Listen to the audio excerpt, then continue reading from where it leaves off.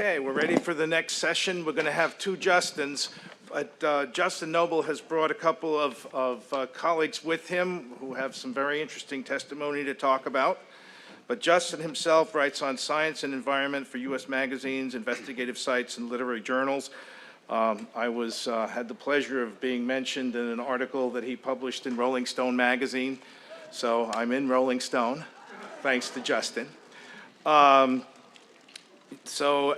That story was America's Radioactive Secret and won a National Association of Science Writers Award. And his latest book, which I recommend, is called Petroleum 238, Big Oil's Dangerous Secret and the Grassroots Fight to Stop It. So I will let Justin introduce his guests, and away we go.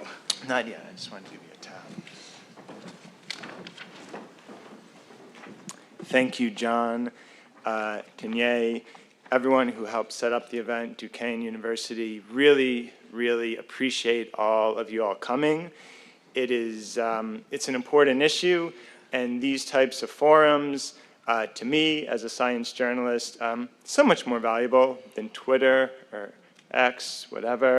Social media evaporates immediately, and this is real. We're out in the real world, these issues are real, and we're like 15 miles away from the biggest gas boom in the United States. There are a couple of folks who aren't here, and I'm just going to write them out, and you'll know these names. They'll make a little bit more sense in a second. But Veolia, French environmental services company, they're not here, which is interesting because they're into fracking waste. Venture Engineering, they ran a firm that one of these gentlemen worked at. You'll know a little bit more about them in a second. They're not here. And Austin Master Services, you will learn a bit about them. They are not here. So, if they are watching, they can come, but we're going to make sure they're represented. Okay. So we're just going to invite them in this way. They got a really nice mic.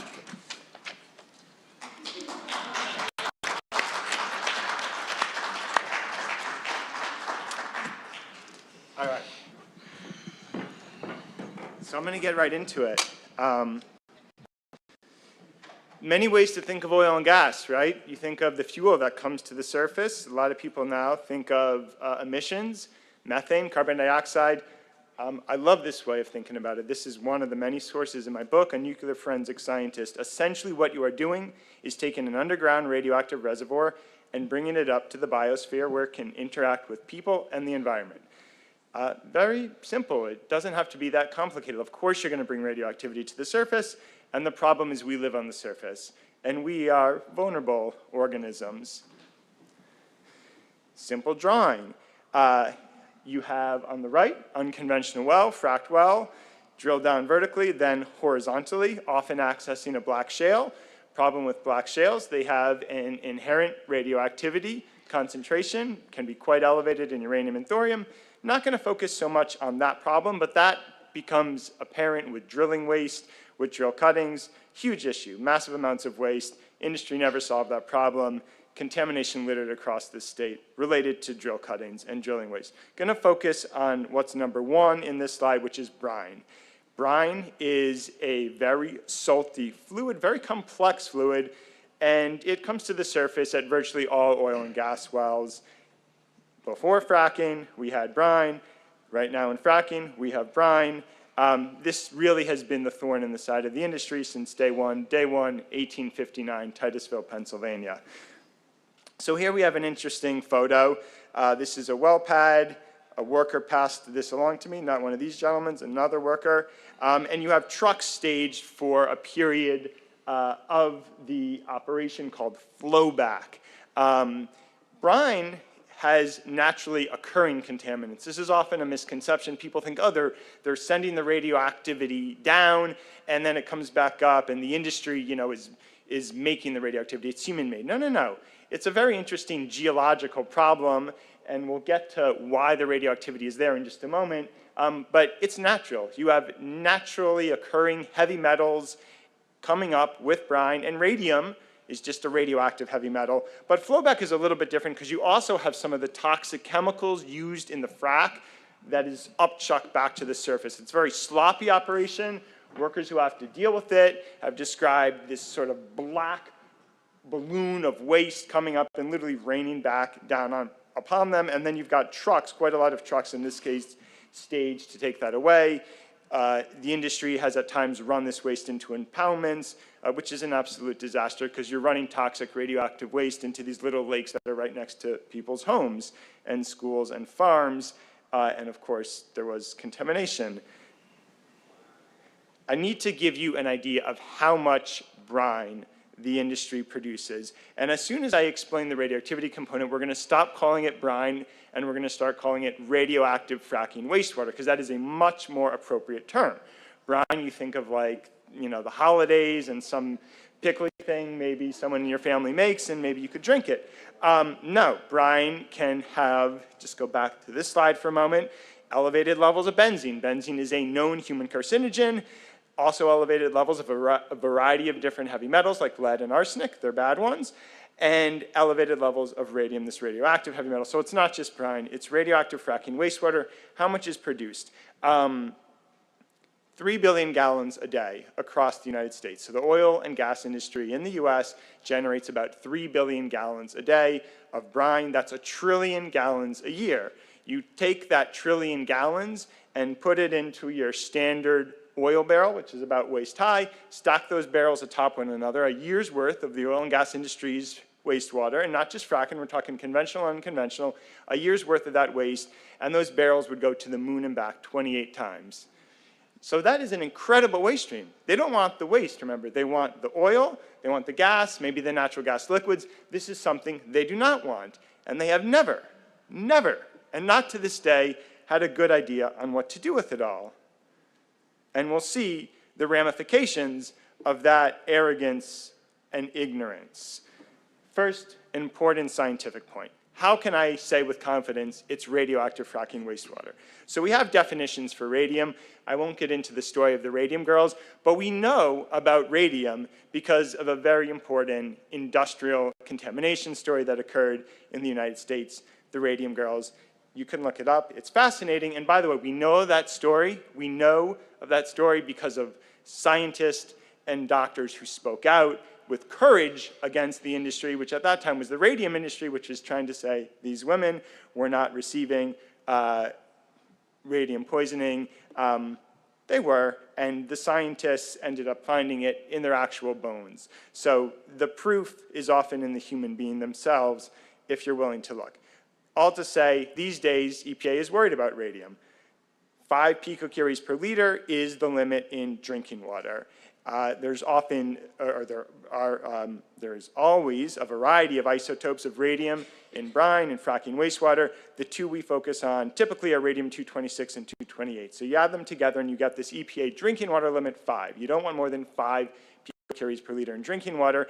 Now at 60, EPA actually defines a liquid as radioactive. This is very consequential. What is, quote, radioactive waste? Well, it's different for each radioactive element. For radium, it is 60. So either radium-226, 60, radium-228, 60, or if you have a bit of radium-226 and radium-228, you add those numbers together, your limit is still 60, right? Above 60, you can legitimately say, according to these EPA guidelines, that it is radioactive waste. And now we get to the average levels in the Marcellus, and you see there average radium-226 and 228 in Marcellus brine, 9,330 picocuries per liter. So we are well above the level at which you could legitimately say something is radioactive waste. And the high point there, and these values, by the way, were determined by the Department of Environmental Protection of the state of Pennsylvania. So they have these numbers, they gave us these numbers. High point, 28,500. You're hundreds of times, and even thousands of times above the safe drinking water limit. We can look across the formations of the US and you see that regularly we are well above 60 These are high numbers, but even when you have average numbers, you see the average isn't that much lower than the high, and the averages are still well above 60. It's radioactive wastewater. It's not brine. Here you have a truck going through Barnesville, Ohio. I know some folks are from there on the left, and I'm just going to cut to, well, let's quickly focus on injection wells. Right now, the industry disposes of 96% of this wastewater at injection wells. That is, again, 28 lines of barrels to the moon and back. Most of it is going to injection wells. Here you have an injection well that's right next to a Starbucks and a Taco Bell in Cambridge, Ohio. This is just to show you the level of sophistication that the industry has been able to operate at. And I'm being sarcastic there. It's not sophisticated. You can sit at the Taco Bell and watch radioactive fracking wastewater being put into tanks, and then it will be dumped deep into the earth. A lot of problems with injection wells. And that leads us to this next issue, right? The industry has a dilemma. Injection wells, we now know they cause earthquakes. Injection wells also are not grounded in science. This is something that came out in my reporting, just like we're sitting here today at Duquesne in Pittsburgh. The industry, American Association of Petroleum Geologists, and the U.S. Geological Survey had a meeting in 1971 on underground waste management. They talked about injection wells, and they had no faith that this was going to work, and they predicted what would happen, which is what's happening now. Earthquakes, they would leak, because essentially as soon as you inject the waste down there, it is leaking. There are no underground storage lockers below the earth. Geologists go through a lot of gymnastics to try and convey to me that the waste is going to be safe down there. Well, we now have leaking injection wells in Ohio, in Texas, and in other states as well. So that creates the problem for the industry, and this is going to get to the story of these two gentlemen here. They have dealt with all sides of the waste. They have hauled it in trucks, and they have also worked at facilities that try and treat it. And one quick science lesson, and then we're going to show a video and introduce them. So you've got something like a cup of coffee, right? And it's, you know, coffee is like this liquid, but it's got other stuff in it. And by the way, calling brine, I mean, this would be like, it'd be like calling coffee like water, right? Like, no, it's water with a lot of other stuff in it, and so then we call it coffee. So like, you know, water with a lot of salt and like radioactivity in it, we don't just call it like brine. No, we call that fracking, radioactive fracking wastewater. Words are really important. Certainly as a journalist, I believe that. But at the bottom of the cup of coffee, you would have a little bit of sedimentation. If you have a really good cup of coffee, right? A little bit of stuff settles to the bottom, you get a small sludge. Now that's exactly what happens in a truck or tank that holds brine, radioactive fracking wastewater. You're going to get a little bit of sedimentation, or a lot of it. That sludge forms at the bottom, and that can have a much, much more elevated radioactive signature. So the brine is already radioactive. The sludge can be wildly radioactive, and that's going to be a job that goes to human beings. And I just want to focus on this slide because this is important. The industry is trying to market this waste, trying to draw investors into dealing with this waste, coming up with these outlandish claims that we're going to be able to pull lithium out of it, and not looking at the problems. Let's quickly look at the problems. So here we have a really interesting news report. I'm just going to play 1 minute of this.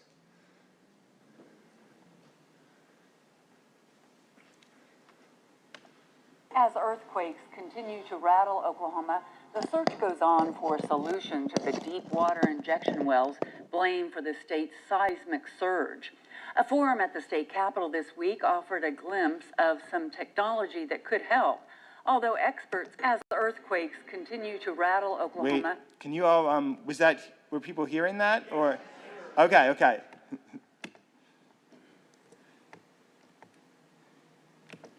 As earthquakes continue to rattle Oklahoma, the search goes on for a solution to the deep water injection wells blamed for the state's seismic surge.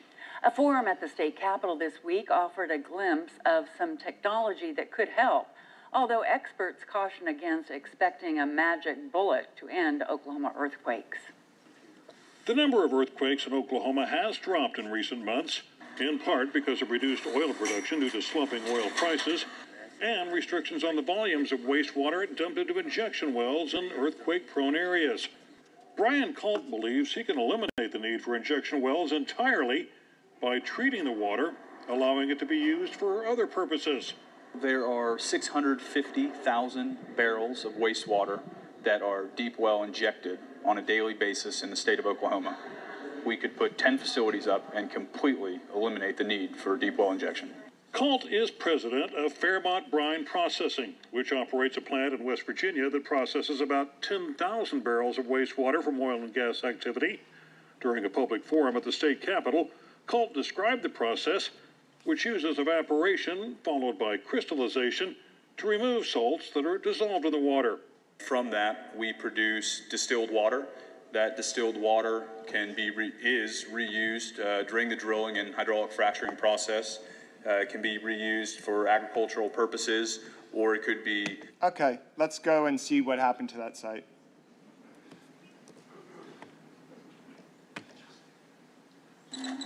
You are looking at an untold story that burns below the surface across America. That's Fairmont Brine.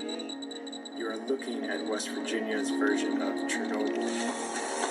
This fracking waste treatment plant in Fairmont, West Virginia opened in 2013 as Fairmont Brine. Executives boasted about the plant, and the facility won an industry award for innovation. 5 years later, Fairmont Brine went out of business and left a... Let's end it right there. Can I, what name should I introduce you as? Go ahead. Okay, so we have a former brine hauler, or fracking waste hauler, right here. I'll call you Peter for now, because that's always been, I'll say your name if you like it. Hauled this stuff for years, not just brine, other contaminants as well, knows these waste sites intimately. And then we have Sean, who worked at Fairmont Brine, and really believed this was a job that was helping green the industry, and really took that job seriously, and just both of them wonderful human beings. So welcome, and thank you for coming.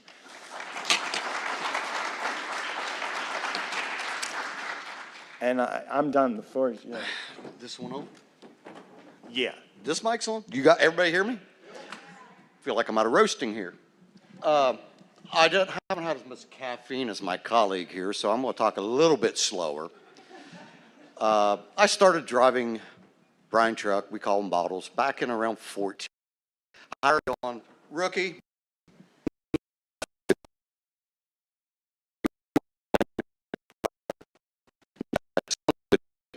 Inject my house, see this for hours, and I'm like, excuse me, apologize up front. And hell yeah, I'll do that. I'll take that money sitting in the truck, not doing anything. Then later you learn as you're there throughout the time, you'll see things. You'll see the spills, you'll see the incidents, you'll see the accidents. Then you see a radiation sign posted up. Well, I used to be a Boilermaker, and we were trained in our training process. When you see that radiation sign, you run. You go the other way. You don't stay around it. So I take this information to my boss, ask him, what's the deal with the radiation? He then turns, I'll find out for you. A couple of days later, we get a little 4-leaflet pamphlet from a company. Can I say the name? Is it right to say the name of the company? The pamphlet exists. Okay, the pamphlet exists.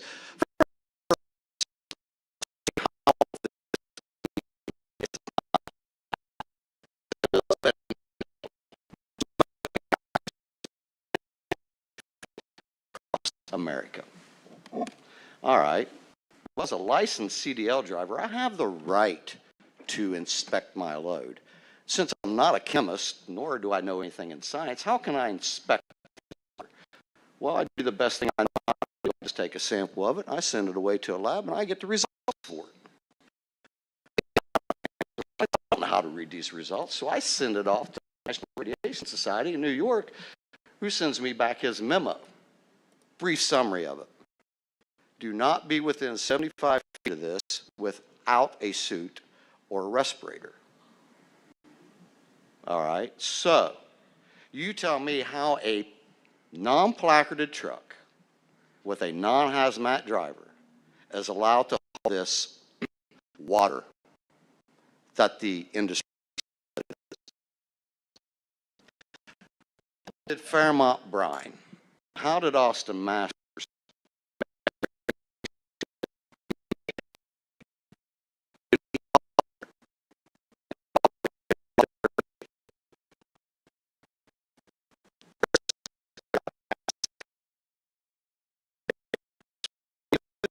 industry has deregs out of it. It's just brine. It's just.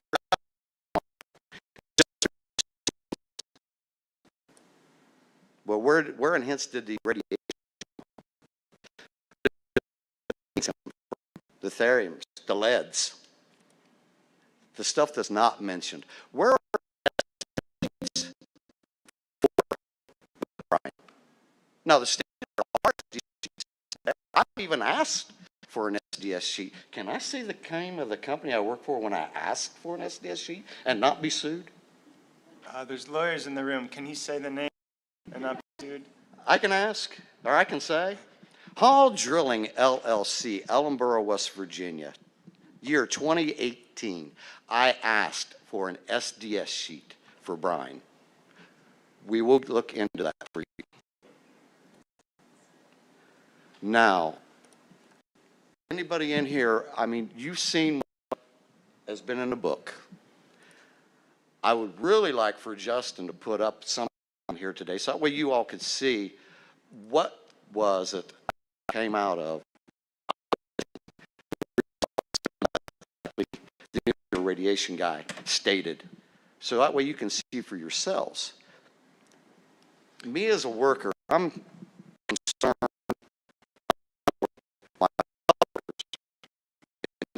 still concerned about what's going on with these injection wells, these recycling plants, and what's going to happen down the road of the environment. Anybody? I mean, talk to me. I like to, don't wait till the end to question me. Question me now. If anybody's got anything, ask.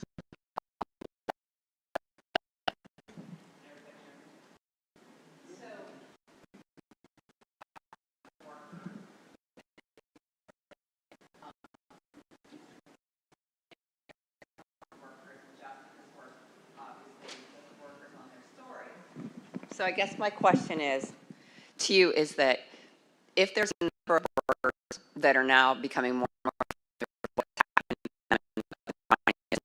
the residual waste and so on and so forth, is there any type of potential or possible movement within the workers or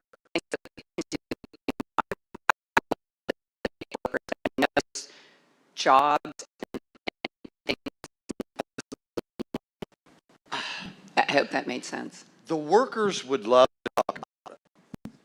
A lot of them would. The problem that you got is that's the best job they've ever had, the best pay they've ever had. They're not going to risk. This is my feelings, and I agree with that paycheck because they've bought new trucks, bought houses, done everything. Burger King, McDonald's is not going to supply them with now. Completely. I guess it would be something that would be more collaborative as far as, you know, without the trucks, the industry doesn't run. So, but it would take a lot of people to say, like, we're not going to do this unless you protect us. So I guess that's where it goes, and I know there's a lot of people Yeah, lose their jobs we'll have either. time for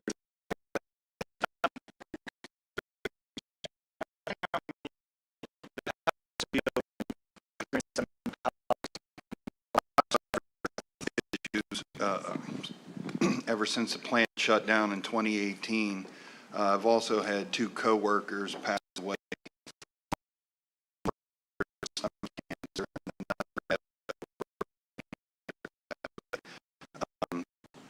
think the more they got into it,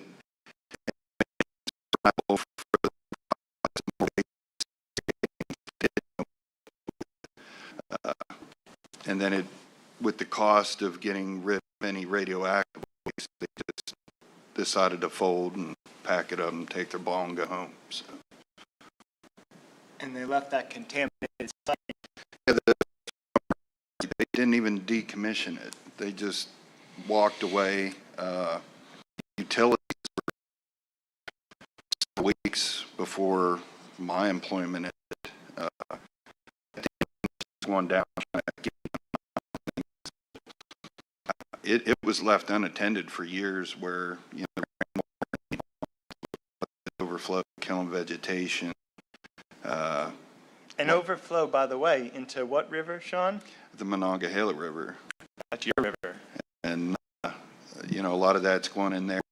Kids to the place vandalizing, running through things that they had no idea that was as radioactive as it was. And I've spoken to those kids.